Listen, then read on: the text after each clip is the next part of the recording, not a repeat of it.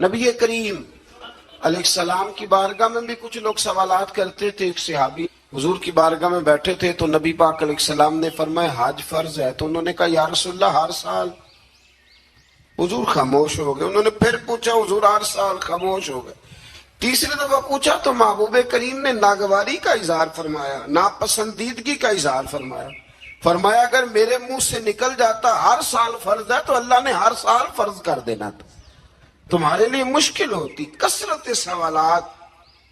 کتاب و سنت میں نا مفسرین نے لکھا ہے کہ پورے قرآن میں شاید 14 سوال ہوں جو صحابہ نے نبی پاک سے پوچھے. حضرت علی المرتضیٰ رضی اللہ تعالیٰ عنہ کہتے ہیں کہ اگر میں نے نبی پاک سے کوئی سوال پوچھنا ہوتا تھا تو میں مہینوں انتظار کرتا تھا اور میرا خیال ہوتا تھا کہ کوئی اور ہی آئے, وہ آ کے پوچھ لے تو ساتھ میرا بھی مسئلہ حل ہو جائے. اس سوال کی بھی تکلیف دینا وہ پسند نہیں کرتے تھے. آیت نمبر 20 میں سورہ انعام 7واں پارہ آیت نمبر 20 میں اللہ کریم نے اس بات کو بیان فرمایا ہے کہ یہودیوں کی یہ غلط بیانی ہے, یہ جھوٹ ہے ان کا کہ ہم رسول اکرم صلی اللہ علیہ وسلم کو نہیں جانتے. یہ ان کا جھوٹ ہے. بلکہ فرمایا محبوب وہ تو آپ کو اس طرح پہچانتے ہیں جس طرح انسان اپنے بیٹوں کو پہچانتا ہے. یعنی تورات میں انہوں نے اتنی نشانیاں آپ کی پڑھ لی ہیں کہ جس طرح انسان بیٹوں کو پہچانتا ہے نا, یہ ہوتے ہیں نا جڑواں بچے, تو پڑوسی دھوکہ کھا لیتے ہیں لیکن ماں باپ دھوکہ نہیں کھاتے.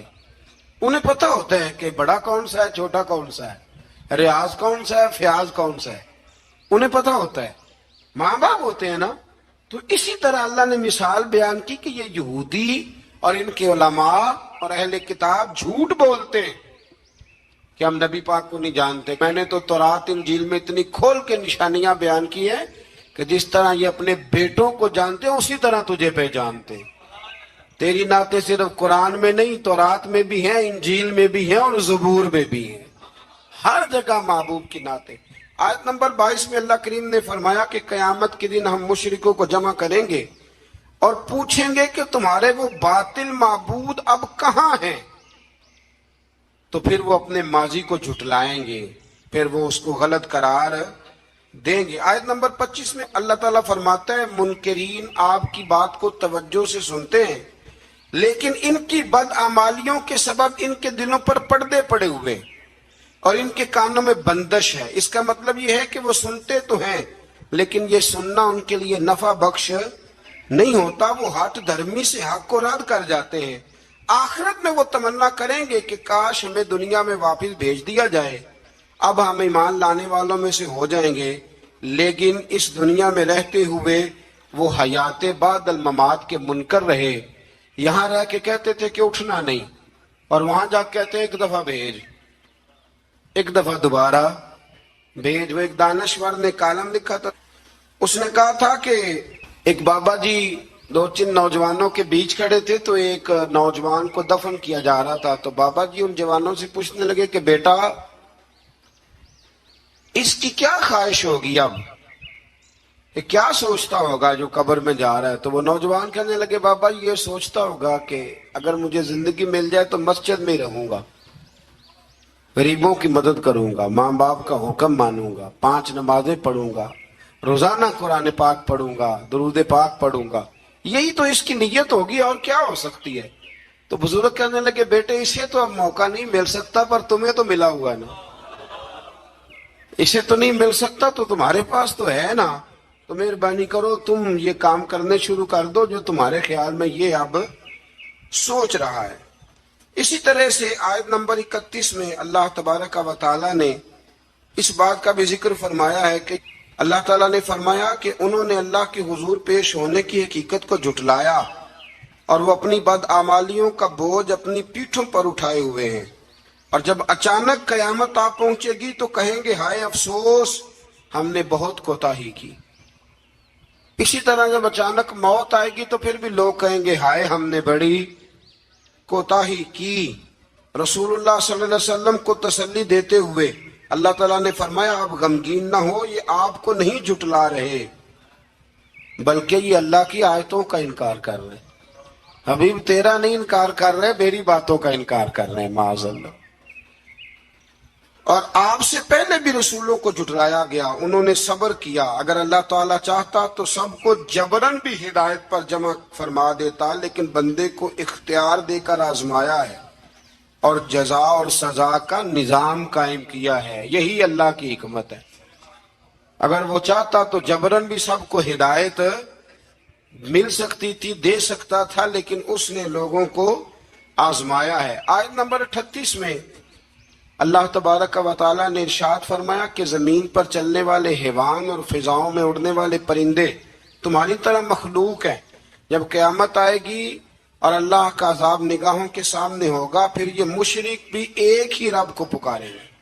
اور آیت نمبر 44 میں فرمایا قوموں کی طبیعت اور گمراہی سے ہدایت پر گامزن کرنے کے طریقے اور ہدایت کو بھول جانے اور بطور آزمائش ان کے رزق میں فراوانی اور ان کی نعمتوں پر اترانے اور اچانک پکڑے جانے کا ذکر کر کے فرمایا بھول نہ جانا، اگر میں نعمتیں دے کے کھلی چھٹی دیتا ہوں نا، تو جب پکڑتا ہوں تو اچانک پکڑ بھی لیا کرتا ہوں، پکڑ لیتا ہوں۔ بڑے بڑے مالدار پکڑے گئے کہ نہیں پکڑے گئے؟ بڑے بڑے رئیس جو اٹھتے تھے تو ساری دنیا کھڑی ہو جاتی تھی، پھر ختم ہو گئے نا معاملات۔ تو اللہ تبارک و تعالیٰ نے ان ساری باتوں کا یہاں ذکر فرمایا۔ آیت نمبر 46 اور 50 اور پھر 50 سے آگے ہوا یہ کہ نبی کریم علیہ السلام کی بارگاہ میں نا قریش مکہ آئے اور کہنے لگے کہ یا رسول اللہ صلی اللہ علیہ وسلم، دل بڑا کرتا ہے کہ ہم بھی آپ کے پاس بیٹھیں اور آپ سے دین کی باتیں سنیں، لیکن جو آپ کے پاس غریب لوگ بیٹھے ہوتے ہیں نا، بلال حبشی، عمار بن یاسر، خبیب، یہ ماڑے ماڑے لوگ، ان کا معیار نہیں ہمارے معیار کے ساتھ۔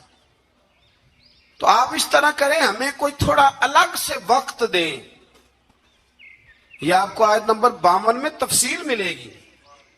سورہ انعام آپ پڑھیں گے نا تو یہ تفصیل ملے گی۔ آپ نا ہمیں تھوڑا سا الگ سے وقت دیں، وقت دیں آپ۔ یہ ہوتا ہے، میں نے دیکھا ہے، اللہ معاف کرے، اب تو خانقاہوں آستانوں پہ بھی ہوتا ہے کہ امیروں کے لیے افطاریاں الگ ہوتی ہیں اور غریبوں کے لیے الگ ہوتی ہیں۔ کہ تھوڑا سا وقت دیں الگ سے، ہم بھی دین کی بات سنیں۔ یہ ماڑے ماڑے لوگ بیٹھے ہوتے ہیں تو ہمارا معیار نہیں۔ نبی کریم علیہ السلام نا بڑی خواہش رکھتے تھے کہ غریب بھی کلمہ پڑھ جائیں اور امیر بھی کلمہ پڑھ جائیں۔ تو نبی کریم کے دل میں خیال آیا کہ وقت دینا چاہیے، تھوڑا سا وقت ان کے لیے الگ کر لیتے ہیں۔ جب حضور کے دل میں خیال آیا تو اللہ تعالیٰ نے قرآن نازل کر دیا۔ ارشاد فرمایا وَلَا تَطْرُدِ الَّذِينَ يَدْعُونَ رَبَّهُمْ بِالْغَدَاةِ وَالْعَشِيِّ يُرِيدُونَ وَجْهَهُ، فرمایا محبوب انہیں اپنے پاس سے دور نہ ہٹانا جو صبح بھی اپنے رب کو پکارتے ہیں اور شام بھی اپنے رب کو پکارتے ہیں۔ اور فرمایا پکارتے کس لیے ہیں؟ یریدون وجہ، یہ اس لیے نہیں پکارتے کہ انہیں کوئی دنیاوی لالچ ہے، یہ اس کی رضا کے لیے اسے پکارتے ہیں۔ تو میرے رسول کریم علیہ السلام نے فرمایا بھئی میرے رب کا حکم آ گیا، بیٹھنا تو بیٹھو، نہیں بیٹھنا تو نہ بیٹھو، لیکن میرے ساتھ بلال حبشی ضرور بیٹھے گا، عمار بن یاسر ضرور بیٹھے گا، صہیب رومی ضرور بیٹھے گا۔ فرمایا یہ غرباء مساکین میرے گرد ضرور بیٹھیں گے، یہ ضرور بیٹھیں گے۔ میں نے تو یہ رنگ بھی دیکھا ہے اپنی مختصر سی زندگی میں کہ لوگ کہتے ہیں مسجد کی کمیٹی کا صدر بھی کوئی چودھری ہونا چاہیے، یعنی مسجد اور مدرسے کی کمیٹی کا صدر بھی کوئی چودھری ہونا چاہیے، کوئی نام ہونے چاہیے، کوئی لکھنا چاہیے، کوئی ایسے کرے کوئی ویسے کرے۔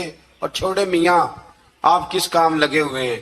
اگر مسجد اللہ کا گھر ہے نا تو وہ بانی جائے گا۔ آپ چھوڑے، آپ کن چکروں میں پڑے ہوئے ہیں؟ آپ یہ دیکھیں کہ مسجد میں جھاڑو صحیح کر کے کون دیتا ہے، توجہ صحیح کر کے کون کرتا ہے؟ اللہ ہمیں سمجھنے کی توفیق عطا فرمائے۔ پھر آگے آیت نمبر 59 میں اللہ کریم نے فرمایا کہ غیب کی کنجیاں اسی کے پاس ہیں اور اس کے سوا اس کا کوئی جاننے والا نہیں ہے، اور خشکی اور سمندر میں اور وہ درخت سے گرنے والے ہر پتے کو بھی جانتا ہے اور زمین کی تاریکیوں میں ہر دانے کو بھی جانتا ہے، تار اور خشک ہر چیز لوہے محفوظ پہ اس نے لکھ دی ہے۔ اور آیت نمبر 60 میں فرمایا نیند اور بیداری کے تسلسل کے جاری رہنے اور میعاد مقرر پر مرنے اور اللہ کی طرف لوٹنے کے بیان کو یہاں بیان کر کے بھی اللہ نے اپنی قدرت کی علامات کو بیان فرمایا۔ اب یہاں کچھ لوگ فٹافٹ مانا کر دیتے ہیں کہ دیکھو جی اللہ نے خود ہی کہہ دیا نا کوئی غیب نہیں جانتا۔ تو میں پیچھے آپ کو بتایا ہوں نا کل، عبداللہ ابن عباس رضی اللہ تعالیٰ عنہ فرماتے ہیں کہ حبشہ کا جو بادشاہ تھا نا نجاشی، اس نے جب اپنے دربار میں مسلمانوں کو بلایا اور بلا کر کے اس نے کہا کہ مجھے وہ کلام وہ کتاب سناؤ جو تمہارے رسول علیہ السلام پر نازل ہوئی ہے، تو حضرت جناب جعفر طیار رضی اللہ تعالیٰ عنہ نے کچھ آیات پڑھ کے اسے سنائیں۔ تو قرآن مجید نے اس واقعے کا بیان پہلی آیت میں فرمایا ہے، فرمایا وَإِذَا سَمِعُوا مَا أُنزِلَ إِلَى الرَّسُولِ، جب وہ سنتے رہے وہ جو ہم نے اتارا تھا اپنے رسول کی طرف، تَرَىٰ أَعْيُنَهُمْ تَفِيضُ مِنَ الدَّمْعِ، تو فرمایا تو دیکھے گا کہ ان کی آنکھوں سے آنسو چھلک پڑے۔ جب انہوں نے وہ سنا جو ہم نے اپنے رسول علیہ السلام پر نازل کیا تھا تو آپ دیکھتے ہیں کہ ان کی آنکھوں سے آنسو چھلک پڑے۔ کیوں چھلک پڑے؟ مما عرفوا من الحق، اس لیے کہ انہوں نے حق کو پہچان لیا تھا، انہوں نے حق کو پہچان لیا۔ سارے دربار پہ سناٹا چھا گیا، نجاشی بھی رونے لگا، وہاں جو راہب بیٹھے تھے وہ بھی رو پڑے، اور اس مذہب کے جتنے پیروکار تھے ان سب کی آنکھوں میں آنسو آ گئے، اور انہوں نے کہا کیا؟ یقولون، وہ کہنے لگے ربنا آمنا، اے رب ہم ایمان لے آئے، فاکتبنا مع الشاہدین، تو ہمیں لکھ دے اسلام کی گواہی دینے والوں میں۔ تو سب سے پہلی آیہ کریمہ ہی جو ہے وہ اس بات کی طرف دلالت کرتی ہے کہ جب حق جان کر کوئی آدمی اللہ کی کتاب کی قرآن مجید کی تلاوت کرے گا، حق جان لے گا، اس تک پہنچ جائے گا، اور جب جان لے گا نا حق تو دل روشن ہو جائے گا، تو پھر اللہ تعالیٰ اسے دل کی نرمی عطا کرے گا، اس کی آنکھوں میں آنسو آ جائے گا۔ اس لیے صحابہ کرام علیہم رضوان کی جماعتوں میں سے جب بھی کوئی شخص قرآن مجید پڑھتا تھا تو وہ رو پڑھتے تھے۔ حضرت عمر فاروق رضی اللہ تعالیٰ عنہ قرآن مجید پڑھتے ہوئے اتنا رویا کرتے تھے کہ صحابہ کرام فرماتے ہیں کہ وہ محراب میں نماز پڑھا رہے ہوتے تھے، سب سے ابتدا میں وہ کھڑے ہوتے تھے، لیکن جب وہ قرآن مجید پڑھتے ہوئے روتے تھے تو ان کے رونے کی آواز 7ویں صف تک سنائی دیتی، اس لیے کہ وہ جانتے تھے کہ یہ حق ہے۔ پھر اللہ تبارک و تعالیٰ نے سورۃ المائدہ کی آیت نمبر 87 میں ارشاد فرمایا ہے کہ مومنوں، یہ جائز نہیں کہ کوئی اپنی طرف سے حلال حرام کا فیصلہ کرے، بلکہ حلال اور حرام کا اختیار صرف اللہ تعالیٰ اور اس کے رسول صلی اللہ تعالیٰ علیہ وسلم کے پاس ہے۔ تو تم پاکیزہ چیزیں استعمال کرو اور حلال حرام کے فیصلے اللہ پہ چھوڑ دو، جس کو اس نے حلال کہا وہ حلال ہے، اور جس کو اللہ رسول حرام کر دے وہ حرام ہے۔ پھر اسی سورت کی آیت نمبر 99 کے اندر اللہ کریم نے یمین کے بارے میں، یمین منعقدہ کے بارے میں، یعنی قسموں کے بارے میں، جو ہم قسمیں اٹھا لیتے ہیں، اس کے بارے میں بیان فرمایا۔ آیت نمبر 99 میں اللہ کریم نے ارشاد فرمایا کہ کچھ لوگ لغو قسم اٹھاتے ہیں، اس پر تو کوئی کفارہ نہیں، یعنی کچھ لوگوں کی نیت نہیں ہوتی، یہاں مفسرین نے لکھا ان کی عادت ہوتی ہے، واللہ باللہ تاللہ بات کرتے وقت یہ لفظ کہنا، اس کی نیت قسم اٹھانے کی نہیں ہوتی، تو ان پر کچھ کفارہ نہیں ہے۔ لیکن اگر کسی نے ایسی قسم اٹھائی کہ مستقبل میں یہ کام نہیں کروں گا، تب اسے چاہیے کہ وہ اپنی قسم پر قائم رہے، لیکن اگر وہ قسم پر قائم نہیں رہتا تو پھر 3 طریقے قرآن مجید نے بیان فرمائے۔ آیت نمبر 99 کے اندر 3 طریقے بیان فرمائے. ایک تو یہ بیان فرمایا کہ 10 مسکینوں کو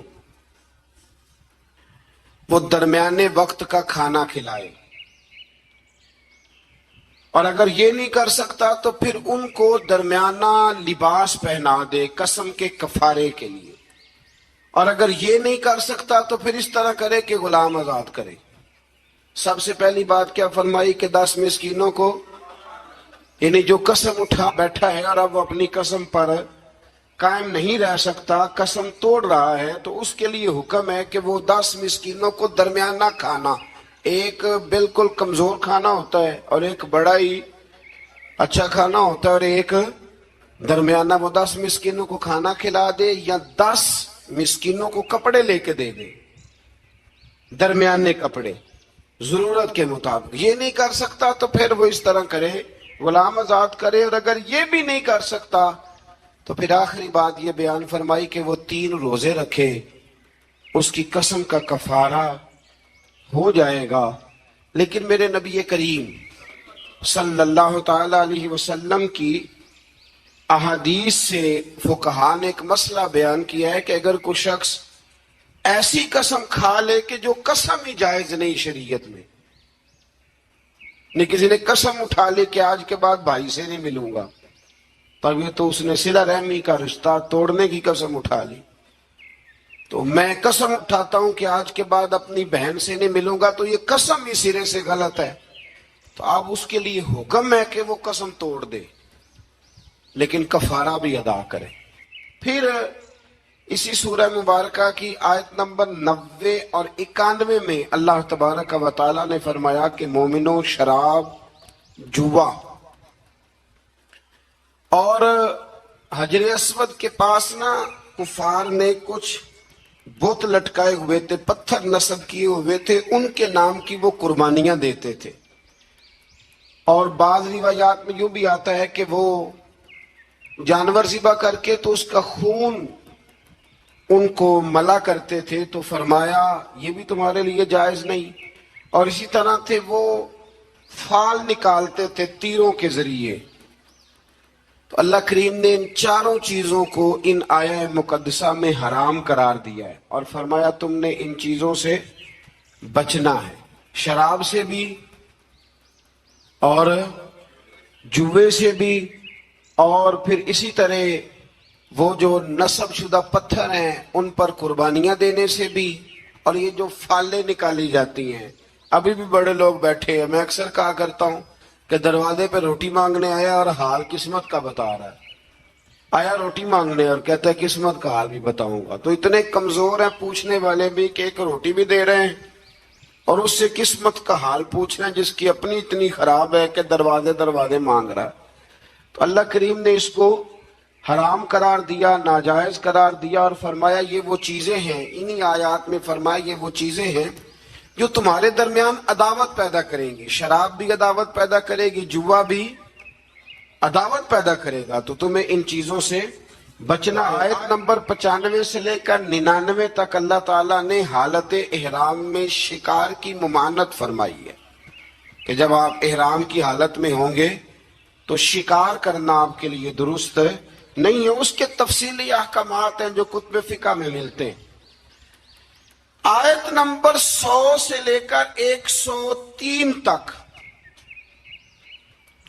اللہ تبارک و تعالیٰ نے جو مضامین بیان کیے ان میں پہلا مضمون یہ بیان کیا ہے کہ میرے رسول صلی اللہ علیہ وسلم سے غیر ضروری سوالات نہ کیا کرو، ضروری بات پوچھا کرو، ضروری بات. یہ آیت نمبر 100 میں اللہ کریم نے منع کر دیا. کچھ لوگوں کا بیجا سوالات کرنے کا بھی طریقہ ہوتا ہے، وہ سوال پر سوال کرتے ہیں اور میں کئی دفعہ یہ سمجھتا ہوں کہ وہ بات کو سمجھنا چاہ نہیں رہے. پھر انہی آیہ کریمہ کے اندر اللہ تبارک و تعالی نے زمانہ جاہلیت میں مشرکوں نے جو بعض حلال جانوروں کو بتوں کے نام پر وقف کر دیا تھا، ان کا دودھ بھی نہیں پیتے تھے، گوشت بھی نہیں کھاتے تھے، ان کی مذمت بیان فرمائی ہے. فرمایا یہ حلال اور حرام کرنے کا اختیار اللہ رسول کے پاس ہے، کسی اور کے پاس نہیں ہے۔ آج بھی لوگ بڑی چیزوں کا اختیار اپنے پاس رکھنا چاہتے ہیں، فلاں چیز بھی حرام ہو گئی، ولی کا نام آ گیا تو حرام ہو گئی، 11ویں کا نام آ گیا تو بھئی حلال وہ ہے جسے اللہ رسول حلال کہیں، حرام وہ ہے جسے اللہ رسول حرام کہیں۔ تو لوگ جبر کرتے ہیں دین میں، حالانکہ دین کے اندر کوئی جبر نہیں ہے۔ آیت نمبر 104 کے اندر اللہ تبارک و تعالی نے بتایا ہے کہ جب اہل کتاب سے اور دین سے انحراف کرنے والوں کو دعوت دی جاتی نا کہ اللہ کی نازل کردہ دین پر اور رسول صلی اللہ تعالی علیہ وسلم کی طرف توجہ کرو اور نبی پاک کی اتباع کرو، تو وہ کہا کرتے تھے کہ ہم جس روش پر ہیں نا، ہم اس روش کو اس لیے نہیں چھوڑ سکتے کہ ہمارے باپ دادا بھی اسی طریقے پہ تھے۔ یہ سورۃ المائدہ کی آیت نمبر 104 ہے۔ جب ان سے کہا جاتا ہے نا کہ آؤ اسلام قبول کر لو، قرآن کو مانو، نبی پاک کی پیروی کرو، تو وہ کہنے لگے ہم اس لیے نہیں کریں گے کہ ہمارے باپ دادا بھی اسی دین پر تھے، تو ہم بھی اسی دین پر رہیں گے۔ جب انہوں نے دین تبدیل نہیں کیا تو ہم کیسے کریں گے؟ تو اللہ تعالیٰ نے اسے کفار کی ہٹ درمی کہا یہ ان کے رویے کی سختی ہے۔ اگر تو باپ دادا ٹھیک ہو تو طریقوں پر چلنا چاہیے، اور اگر باپ دادوں کے طریقے قرآن و سنت کے مطابق نہ ہوں تو پھر ان کے طریقوں پر چلنا نہیں چاہیے۔ اپنے آباء و اجداد کی رسمیں نہیں نبھانی، ہم نے اللہ اور اس کے رسول کے حکم کی طرف توجہ کرنی۔ تو ان آیات کے اندر اللہ تبارک و تعالی نے اس بات پر بھی نبی پاک علیہ السلام کو اور صحابہ کو تسلی دی کہ اگر یہ ملحدین، مشرکین اور یہودی کلمہ نہیں پڑھتے تو آپ کا نقصان کوئی بھی نہیں کریں گے۔ آپ کے ذمہ تو تبلیغ کرنا ہے نا، تو آپ تبلیغ کر دیں۔ اگر یہ نہیں کلمہ پڑھتے تو نقصان نہیں کریں گے۔ اسی سے ہمارے مفسرین نے یہ مسئلہ بھی بیان فرمایا کہ عالم کو، مبلغ کو، واعظ کہنے والے کو دین کی بات کر دینی چاہیے، اور اگر اس کی بات سن کے کوئی عمل نہیں کرتا تو اس کا پھر کوئی نقصان نہیں ہے۔ ماں باپ کو بھی اپنی اولاد کو نصیحت کرنی چاہیے، صحیح بات بتانی چاہیے۔ اب کوئی اولاد عمل نہ کرے تو ماں باپ کو اب اس کی طرف سے کوئی باز پرس نہیں ہوگی۔ آیت نمبر 106 کے اندر ارشاد فرمایا کہ جب تم وصیت کرنے لگو نا اپنی اولاد کے لیے یا پیچھے مال چھوڑ کے جانے والوں کے لیے، تو تم گواہ مقرر کر لیا کرو تاکہ کوئی تنازع کھڑا نہ ہو۔ گواہ مقرر کرو، اللہ کریم نے حکم ارشاد فرمایا۔ لیکن بعض مفسرین نے یہ بھی لکھا ہے ان آیات کے حوالے سے کہ جب سے احکام وراثت نازل ہو گئے، اللہ نے خود بیان کر دیا کہ بیٹے کا اتنا ہے، بیٹی کا اتنا ہے، بیوی کا اتنا ہے، بھائی کا اتنا ہے، ماں باپ ہوں زندہ تو پھر ان کا اتنا ہے، تو اب یہ آیات ویسے ہی منسوخ ہو گئی ہیں، اب وصیت کرنے کی کوئی ضرورت موجود نہیں رہی، بات ہی ختم ہو گئی۔ آیت نمبر 110 سے لے کر 111 میں اللہ تعالیٰ نے حضرت عیسیٰ علیہ السلام کو اپنی نعمتوں کی یاد دہانی کرائی۔ ان میں سے فرمایا میں نے روح القدس سے تمہاری مدد کی، اللہ فرما رہا ہے۔ پھر ارشاد فرمایا کہ میری دی ہوئی طاقت سے تم نے پنگھوڑے میں باتیں کرنی شروع کر دی، یہ رب بیان فرما رہا ہے۔ پھر فرمایا میں نے تمہیں کتاب و حکمت دی، تورات اور انجیل کی تعلیم دی۔ پھر اللہ تبارک و تعالیٰ نے حضرت موسیٰ کو جو معجزات عطا فرمائے ان کا بھی ذکر فرمایا۔ فرمایا اذن الہی سے آپ مٹی سے پرندہ بنا کر اس میں جان ڈال دیتے تھے، مادر زاد اندھوں اور برس کے مریض شفا یاب ہو جاتے تھے، مردوں کو زندہ کر دیتے تھے، اور بنی اسرائیل کی جو ایذا رسانیاں تھی، تکلیفیں تھی، ان سے بھی عیسیٰ ہم نے آپ کو بچایا تھا۔ ان ساری باتوں کا ذکر فرمایا، اور پھر آیت نمبر 112 میں اس بات کا بھی ذکر کیا کہ عیسیٰ علیہ السلام کے حواریوں نے ان سے یہ التجا کی تھی کہ اللہ تبارک و تعالیٰ کی بارگاہ میں یہ عرض کریں کہ آسمانوں سے ہمارے لیے تیار کھانا نازل کرے، یعنی کھانا اور وہ بھی تیار، اللہ تیار کھانا ہمارے لیے نازل کرے، اس سے ہم کھائیں گے، ہمیں قلبی اطمینان ہوگا۔ تو عیسیٰ علیہ السلام نے دعا کی کہ اللہ، اے ہمارے پروردگار، ہم پر آسمان سے نہ کھانا نازل فرما، تاکہ وہ ہمارے اگلوں کے لیے بھی عید کا دن بن جائے اور پچھلوں کے لیے بھی عید کا دن بن جائے۔ کھانا نازل ہو جس دن، اس دن عید منا لینی چاہیے، تو جس دن نبی پاک دنیا میں تشریف لائیں، یعنی کھانا آ جائے تو عید بن سکتی ہے، سورۃ المائدہ پڑھ رہا ہوں، روٹی آئے تو عید بن سکتی ہے، اور اگر اللہ کے رسول تشریف لائیں تو ہمارے بزرگ تو کہتے ہیں نثار تیری چہل پہل پر ہزاروں عید ربیع الاول، سوائے ابلیس کے جہاں میں سبھی تو خوشیاں منا رہے ہیں۔ اس کے بعد اللہ تعالیٰ نے اگلی آیات میں نا بنی اسرائیل پر، نصارہ پر، عیسائیوں پر حجت قائم کی ہے، دلیل، اور کمال کی بات ہے، یہ وہ آیات ہیں کہ جن میں بندے کی روح نعرہ لگانے کو پہنچتی ہے، اور ایسی دلیلیں ہیں کہ جن سے انسان صحیح معنوں میں جوش اختیار کرتا ہے۔ اللہ کریم نے نصارہ کو فرمایا کہ اے عیسیٰ، نصارہ کو حجت قائم کرنے کے لیے فرمایا اے عیسیٰ، کیا آپ نے لوگوں کو یہ کہا تھا کہ مجھے اور میری ماں کو اللہ کے سوا خدا بنا لینا؟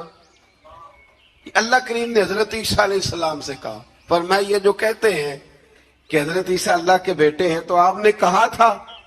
تو یقیناً پھر جواب یہی ہے کہ جناب عیسیٰ نے کہا نہیں تھا۔ تو جناب عیسیٰ اگر یہاں کہہ رہے ہیں کہ میں نے نہیں کہا تو قیامت میں بھی وہ یہی کہیں گے۔ تو پھر جو باطل نظریات والے لوگ ہیں، باطل نظریات والے، اسی طرح کا معاملہ آج کل بزرگوں کے ساتھ ہوتا ہے۔ بزرگوں نے کہا تھا کہ ہمارے جو مزارات ہوں گے ان پہ آ کے تم لکی رانی سرکس لگا لینا، کہا کسی بزرگ نے، وہاں کے میلے ٹھیلے کرنا۔ بلکہ ہمارے ایک بڑے معتبر عالم ہیں، انہوں نے ایک بات سنائی، وہ میرے دل میں بیٹھ گئی۔ کہنے لگے کہ ایک بہت بڑے عالم تھے تو ان کا شاگرد کسی آستانے پہ مرید تھا، تو وہ جب جانے لگا نا عرس پہ حاضری دینے کے لیے، تو وہ استاد صاحب کہنے لگے بیٹے وہاں غیر شرعی حرکتیں ہوتی ہیں، تم نے کیا جانا ہے بزرگوں کے دربار پہ، تم رہ نہیں دو، نہ جاؤ۔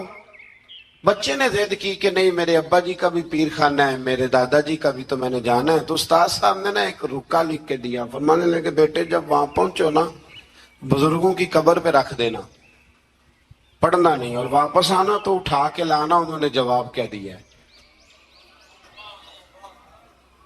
وہ نوجوان کہتا ہے کہ میں نا وہ رکا لے کے گیا، ابھی میں رستے میں ہی تھا کہ ایک بابا جی نا بڑے نورانی چہرے والے درخت کے نیچے بیٹھے ہوئے تھے، تو میں تو اپنی مستی میں گزر رہا تھا، تو بزرگوں نے میرا نام لے کے مجھے بلایا، اور میں نے جب ان کی طرف توجہ کی تو میرا نام ہی نہیں میرے ابا جی کا نام بھی بتا دیا انہوں نے۔ کہتے مجھے کہنے لگے ادھر آ بیٹے، پتر ادھر آ۔ میں قریب گیا تو کہنے لگے وہ رکا لا جو تیرے استاد نے دیا ہے۔ کہتے میں روب اتنا طاری ہوا کہ میں بول ہی کوئی نہ سکا، رکا میں نے بابا جی کو دے دیا۔ کہنے لگے پتر عرس پہ جا، فارغ ہو کے نا واپس جانا تو رکا مجھ سے لے جانا۔ کہتے ہیں میرے پہ اور روب طاری ہوا، عرس کیا دیکھنا تھا، میں تو پریشانی میں ہی رہا۔ واپس آیا تو بابا جی تھے، میں نے وہ رکا لیا، تو جا کے میں نے رکا استاد جی کو دیا۔ جب میرے مفتی صاحب نے وہ رکا پڑھا تو ان پر اتنا سحر طاری ہوا کہ بے ہوشی ہو گئے۔ کچھ دیر کے بعد ہوش آیا، نارمل لائف میں جب وہ آئے عام روٹین کی زندگی میں، تو میں نے ان سے کہا کہ حضرت صاحب میں بڑا دیانتدار شاگرد ہوں، میں نے جاتی دفعہ بھی نہیں پڑھا کہ آپ نے کیا لکھا ہے، اور جو جواب آیا وہ بھی نہیں پڑھا، لیکن آپ کا بے ہوش ہونا، بزرگوں کا ملنا میری سمجھ میں نہیں آتا، کچھ سمجھا دیں۔ تو کہتے ہیں کہ وہ استاد مجھ سے کہنے لگے کہ بیٹا وہ جو بزرگ تجھے ملے تھے نا وہ دراصل وہی تھے جن کے تو عرس پہ گیا تھا۔ تو وہ رکا انہوں نے اس لیے لے لیا، میں نے رکے پہ لکھا تھا کہ بابا جی اگر آپ اتنے ہی طاقت والے ہیں تو یہ غیر شرعی حرکتیں ہوتی ہیں تو آپ روکتے کیوں نہیں؟ میں نے رکے پہ لکھا تھا۔ تو کہتے ہیں بابا جی نے جواب دیا ہے کہ غیر شرعی حرکتیں ہوتی ہیں تو ہم تو نکل کے سائیڈ پہ بیٹھ جاتے ہیں۔ اسی لیے تو لوگ کہتے ہیں دربار پہ گئے تھے تو جو دعا مانگی ہے وہ قبول نہیں ہوئے، بابا تو وہاں تھا ہی نہیں، وہ تو سائیڈ پہ ہو گیا، وہ تو تھے ہی نہیں، وہ تو نکل آئے کہ تم ہمیں تنگ کرتے ہو لہذا ہم جا رہے ہیں۔ فرمایا بزرگ تو مزار چھوڑ کے چلے جاتے ہیں اس لیے کہ وہ اللہ کے رسول کی شریعت کے پورے اور کہتے ہیں آپ بے ہوش کیوں ہوئے؟ تو کہنے لگے بے ہوش اس لیے ہوا تھا کہ بابا جی کہنے لگے مولانا ہم پہ اعتراض نہ کرو، جب تک ہم زمین کے اوپر تھے منع کرنے کی ڈیوٹی ہماری تھی، اب ہماری ڈیوٹی نہیں، اب تمہاری ڈیوٹی ہے، تم اپنا کام پورا کرو، تم ڈیوٹی ادا کرو۔ بیٹھ کے وہاں طنز کر رہے ہو کہ یہ کیوں ہو رہا ہے تو وہ کیوں ہو رہا ہے۔ تو حضرت عیسیٰ علیہ السلام نے کسی کو کہا نہیں کہ تم میری عبادت کرو یا معاذ اللہ میری ماں کو رب مانو۔ تو قیامت کے دن بھی وہ یہی کہیں گے کہ یا اللہ میں نے انہیں کہا نہیں تھا۔ تو جب لوگ اپنی طرف سے چیزیں بنانے لگتے ہیں پھر خرابی پیدا ہوتی ہے۔ تو میرے عزیز دوستو، پھر اس سے آگے سورہ انعام شروع ہو جاتی ہے، یہ مکی سورت ہے۔ اس سورت کے بالکل آغاز میں اللہ تبارک و تعالی نے اپنی قدرت کا بیان فرمایا ہے کہ اس نے آسمان، زمین، ظلمت اور نور کو پیدا کیا، اس نے انسان کو مٹی سے پیدا کیا، پھر اس کے لیے ایک مدت حیات اور قیامت کا وقت مقرر فرمایا۔ لیکن کافر پھر بھی اپنے رب کے ساتھ شریک ٹھہراتے اور اس کی قدرت کے بارے میں شک میں مبتلا ہوتے ہیں، حالانکہ وہ ظاہر اور باطن اور انسان کے ہر عمل کو جاننے والا ہے۔ منکروں کا ایک شعار ہے، یہ طریقہ ہے کہ اللہ کی قدرت کی نشانیاں آنے کے باوجود بھی اس پہ غور نہیں کرتے، توجہ نہیں کرتے۔ اللہ تعالیٰ فرماتا ہے تم سے پہلے بھی کئی قوموں کو ہم نے زمین میں اقتدار دیا تھا، ان پر موسلادھار بارشیں برسائی تھی، ان کے لیے باغات کے نیچے نہریں جاری کی تھی، لیکن جب انہوں نے گناہ بہت زیادہ کیے تو پھر ان گناہوں کی سزا کے طور پر ہم نے انہیں ہلاک کر دیا۔ ساری نعمتوں سے نوازا، لیکن جب وہ باز نہ آئے تو پھر ان کی سزا بنتی تھی۔ اللہ تبارک و تعالی نے ایک عجیب انداز میں ایک بات کو حرف آخر کے طور پر کافر اور مشرک کے بارے میں اللہ کریم نے نا ایک واضح دلیل، بین دلیل، آیت نمبر 7 میں سورہ انعام 7واں پارہ آیت نمبر 7 میں فرمایا کہ کافروں کا حال تو یہ ہے کہ اگر لکھی ہوئی کتاب ان کے پاس اتاری جائے، لکھی ہوئی پوری اوپر سے اترے اور یہ اپنے ہاتھوں سے چھو کے دیکھ بھی لیں تو پھر بھی ایمان نہیں لائیں گے۔ جنہوں نے نہیں ماننا انہوں نے، آج ہم بھی لوگوں کو دیکھتے ہیں جتنی مرضی دلیلیں دے لو، جس نے نہیں ماننا اس کا پروگرام ہی نہیں ماننے کا۔ فرمایا پھر بھی یہ اس کو تسلیم نہ کریں گے بلکہ اسے جادو قرار دیں گے۔ اسی طرح اگر ان کے پاس فرشتہ اتر کے آ جائے اور یہ اسے اصل شکل میں دیکھ نہ پائیں، اور اگر بشری لباس میں آئے تو پھر کہیں گے کہ یہ تو ہماری طرح کا بشر ہے، اصل حالت میں دیکھ نہیں سکتے، اور انسانی حالت میں آئے گا تو کہیں گے بالکل ہماری طرح کا ہے۔ تو رسول اللہ صلی اللہ علیہ وسلم کو تسلی دیتے ہوئے اللہ تعالیٰ نے فرمایا کہ ہر دور کے کفار کا اپنے نبیوں کے ساتھ یہی طریقہ رہا کہ وہ انبیاء کا معاذ اللہ مذاق اڑایا کرتے۔ کہ اللہ کریم فرماتے ہیں کہ سورہ آل عمران کے اندر کہ میں عام لوگوں کو غیب پر اطلاع نہیں دیتا، لیکن اپنے رسولوں میں سے جس کو چن لیتا ہوں۔ یہاں فرمایا کہ کوئی نہیں جانتا، تو اس کا معنی یہ ہے کہ از خود کوئی نہیں جانتا، لیکن اگر اللہ بتا دے تو پھر کوئی جاننے والا جان لیتا ہے۔ آیت نمبر 61 میں فرمایا کہ اللہ تعالیٰ اپنے بندوں پر غالب ہے اور ان پر نگرانی کرنے والے فرشتے بھیجتا ہے، اور جب کسی کی موت کا وقت آ جائے تو فرشتے کسی کوتاہی کے بغیر اس کی روح قبض کر لیتے۔ وقت آ جائے تو فرشتے کسی کا انتظار، ہم البتہ فرشتے کے آنے کا انتظار کرتے رہتے ہیں، لیکن فرشتہ انتظار نہیں کرتا، جب آتا ہے تو پھر لے کے جاتا ہے۔ آیت نمبر 68 میں گمراہ کن عقائد کے حامل لوگوں کی صحبت سے بچنے کا حکم ہے کہ جن کے عقیدے برے ہوں ان کے پاس نہ بیٹھو، ان کے قریب نہ جاؤ۔ حضرت عبداللہ ابن عمر رضی اللہ تعالیٰ عنہ کو بتایا گیا تھا کہ یہ شخص جو ہے یہ تقدیر کا صرف منکر ہے، خیر شر والی تقدیر کا یہ منکر ہے، باقی ساری چیزوں کو مانتا ہے۔ تو جناب عبداللہ ابن عمر نے فرمایا یہ تو سلام لینے کے قابل بھی نہیں۔ ہم اس شخص کے ساتھ اٹھے بیٹھیں گے جو دین کی ہر بات کو مانے، ہر جز کو مانے، جو مصطفیٰ کریم علیہ السلام کی ذات کو بھی مانے اور میرے نبی کی شان کو بھی مانے۔ حضور کی صفات کو بھی مانے. ایسے تھوڑی بات ہے کہ وہ چند باتوں کا ذکر کرے اور باقی سب چیزوں کو وہ چھوڑ جائے. آیت نمبر 74 سے لے کر 81 تک اللہ تعالیٰ نے حضرت ابراہیم علیہ السلام کا ذکر فرمایا.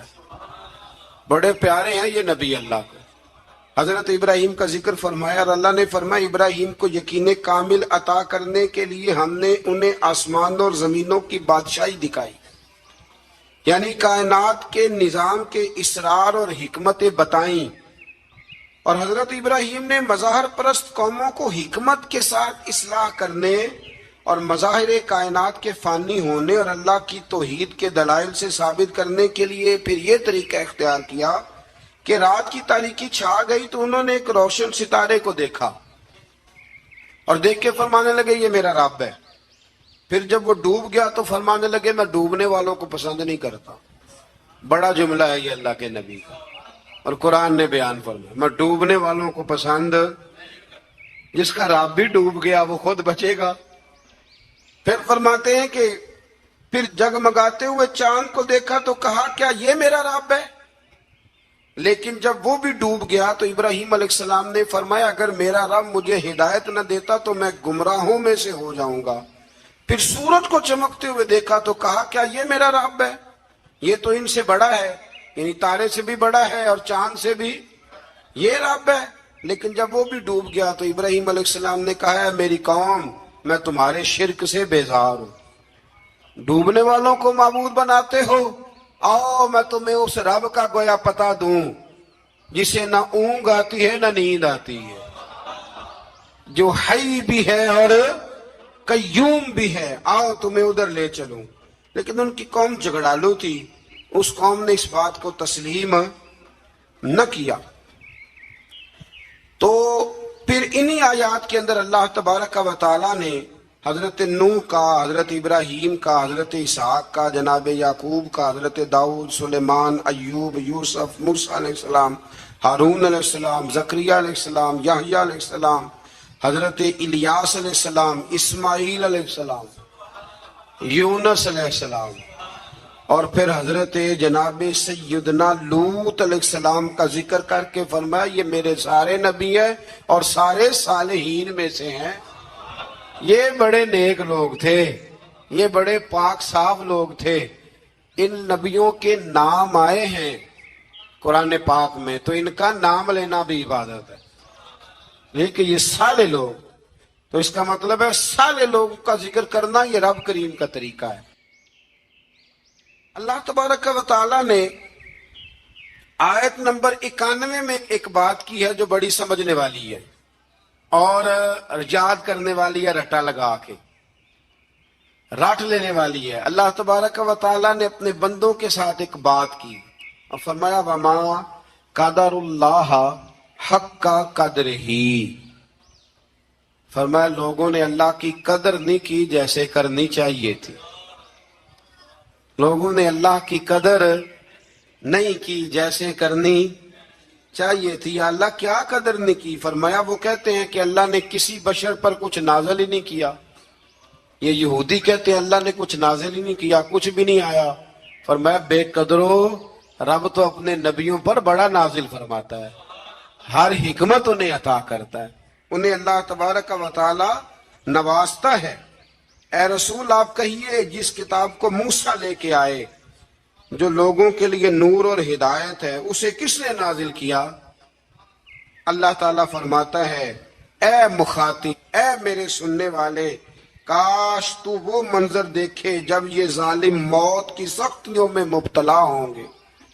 وہ منظر لوگ دیکھیں جب ان کو موت آئے گی جو اللہ کی قدر نہیں کرتے، اور فرشتے ان کی طرف ہاتھ پھیلائے ہوں گے اور کہیں گے نکالو اپنی جانوں کو، آج تمہیں ذلت کے عذاب کی سزا دی جائے گی. آیت نمبر 94 میں فرمایا تمہارے جھوٹے خدا جن کو تم اللہ کے ساتھ شریک بناتے ہو آج تمہاری سفارش کے لیے موجود نہیں ہے، اور تم ہمارے پاس اکیلے ہی آئے ہو جیسا کہ ہم نے تمہیں پہلی مرتبہ پیدا کیا تھا، اور تم سب کچھ دنیا میں چھوڑ کے آئے ہو اور سارے رشتے ٹوٹ گئے اور توقعات ختم ہو گئی. جھوٹوں کے جھوٹے پیچھے نہیں جائیں گے، لیکن سچے رسول کے ماننے والوں کے سچے رسول قیامت میں بھی سفارش کریں۔ آیت نمبر 95 میں اللہ کریم نے فرمایا بے شک اللہ تعالیٰ دانے اور گٹھلی کو پھاڑنے والا ہے، وہ زندہ کو مردے سے نکالتا ہے اور مردوں کو زندے سے۔ انڈا زندہ ہوتا ہے کہ مردہ؟ اس میں سے نکلتا کیا ہے؟ زندہ، حالانکہ انڈا زندہ نہیں ہوتا۔ اور کئی دفعہ زندہ عورت ہوتی ہے لیکن جب بچہ جنتی ہے تو وہ مردہ ہوتا ہے۔ فرمایا تم دیکھتے نہیں، یہ اللہ کی حکمتیں ہیں، یہ اس کی قدرتیں ہیں۔ آیت نمبر 98 میں پھر اللہ کریم نے ایک بار اس بات کو بیان فرمایا کہ ہم نے تمہیں ایک جان سے پیدا کیا ہے، ایک جان سے تمہیں پیدا کیا۔ آیت نمبر 100 میں فرمایا کہ مشرکوں نے جنات کو جو اللہ کی مخلوق ہے اللہ کا شریک ٹھہرایا ہے اور اس کی طرف بیٹے اور بیٹیوں کی نسبت کی ہے، حالانکہ وہ اس سے پاک ہے، وہ آسمانوں اور زمینوں کا بنانے والا ہے۔ بیوی اور اولاد کی نسبت سے اللہ پاک ہے۔ لم یلد ولم یولد ولم یکن لہ کفوا